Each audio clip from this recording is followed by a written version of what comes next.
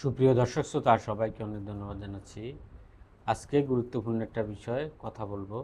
সেটা হচ্ছে গত কয়েকদিন আগে যারা যুক্তরাষ্ট্রে যারা আন্তর্জাতিক শিক্ষার্থী আছে এবং যারা গ্রিন কার্ড হোল্ডার নিবে বিভিন্ন দেশের, তাদের জন্য নতুন কিছু নিয়মের কথা বলেছে যুক্তরাষ্ট্র প্রশাসন। তো দর্শক, আমরা জানি যে গত ট্রাম্প প্রশাসন ক্ষমতা আসার পরে বর্তমান যে ট্রাম্প প্রশাসন, তারা একের পর এক নতুন নিয়ম করছে এবং যা আগে ছিল ওই নিয়মগুলো যা আগে ছিল অনেক ফ্লেক্সিবল এবং সহজ, কিন্তু তারা নিজেদের স্বার্থে নতুন অনেক নিয়ম তারা অ্যাপ্লাই করছে।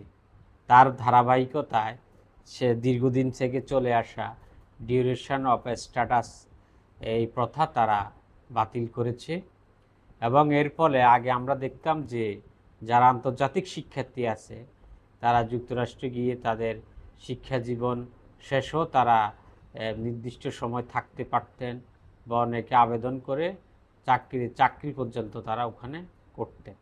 নতুন নিয়মের ফলে একজন শিক্ষার্থী তারা ওখানে 4 বছর সময় পাবে এবং 4 বছর পরে সে যদি এখানে যদি পড়তে চায় তাহলে সেই সংশ্লিষ্ট দপ্তরে তাকে আবেদন করতে হবে, ইউএস অথরিটিকে, হোমল্যান্ড সিকিউরিটি ডিপার্টমেন্টকে। তারা যদি যৌক্তিক মনে করে তাহলে তারা সেই আবেদন গ্রহণ করবে, আর নয় তাকে নিজ দেশে ফেরত গিয়ে তাকে আবার আবেদন করে আসতে হবে। এবং এই বিষয়গুলো বলেছে যে কংগ্রেস এই বিষয়গুলো দেখবে। এবং আরেকটা বিষয় হচ্ছে যে যুক্তরাষ্ট্রে যারা সাংবাদিক ক্যাটাগরিতে যারা প্রবেশ করছে তাদেরকে নতুন নিয়মে সর্বোচ্চ 240 দিন পর্যন্ত তারা অবস্থান করতে পারবে, মানে ভিসা পাবে। আর হচ্ছে যে চীনা নাগরিকদের জন্য, চীনা যারা সাংবাদিক আছে তাদেরকে 90 দিনের ভিসা দেওয়া হবে। তবে ইমার্জেন্সি কোনো কারণে যদি তারা আবেদন করে ক্ষেত্রবিশেষ, সেটা তাদের ডিপার্টমেন্ট বিবেচনা করে। আরেকটা বিষয় হচ্ছে যে যুক্তরাষ্ট্রে যারা নাগরিকত্বের আগে যেটা আছে, যুক্তরাষ্ট্রের যে স্থায়ী ভিসা, যে গ্রিন কার্ড, সেটা আগে মানে যে প্রসেস, নাগরিকত্বের আগে যে আমরা জানি যে ইউএসএ গ্রিন কার্ডের আবেদন করতে হয়। গ্রিন কার্ডের জন্য তারা এই বছরের শেষে আরেকটা তারা প্রাইভেট প্রকল্প চালু করছে, যে এটা এই বছরের শেষে এটা বাস্তবায়ন হবে, যে $1 লাখ বন্ড দিতে হবে। এটা পাইলট প্রকল্প।